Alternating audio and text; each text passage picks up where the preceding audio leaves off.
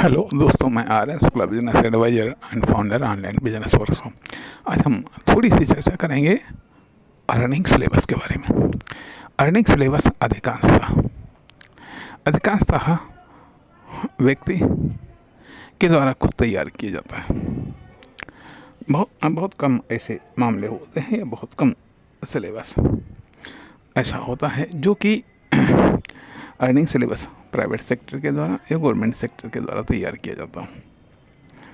हालांकि पैटर्न भले बताया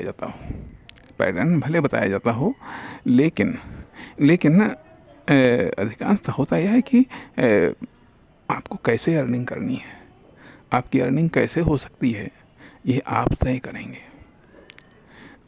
करेंगे। इसका कोई सिलेबस या पाठ्यक्रम नहीं होता है। ये अवसर, परिस्थितियों, आपके साधन, संसाधन, योग्यता, क्षमता, इन सब चीज़ों पर निर्भर करता है। कोई गाइडेंस भले दे दे, कोई सहयोग या सपोर्ट भले कर दे, बल्कि ये कहिएगा अर्निंग सिलेबस नहीं होता है। यह होता है तो बड़ा सीमित अर्थों में या अभी स्पष्टता हम इस पर कुछ नहीं कह सकते हैं।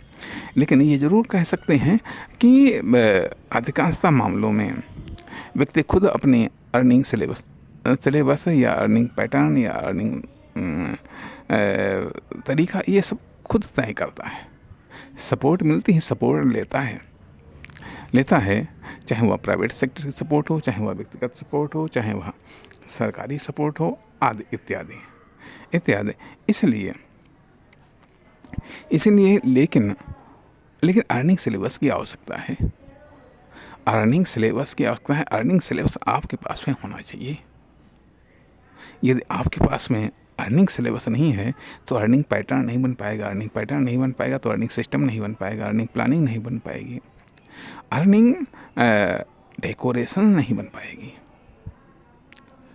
पाएगी। इसलिए अर्निंग सिलेबस होना जरूर चाहिए, सिस्टम होना चाहिए, पैटर्न भी होना चाहिए, तरीका भी होना चाहिए। इसलिए यहाँ है अर्निंग सिलेबस की बात, भले ही थोड़ी सी ही, लेकिन फिर भी अर्निंग सिलेबस के महत्व को ध्यान में रखते हुए इस अर्निंग सिलेबस शब्द को टच करने का प्रयास किया है। नमस्कार, धन्यवाद।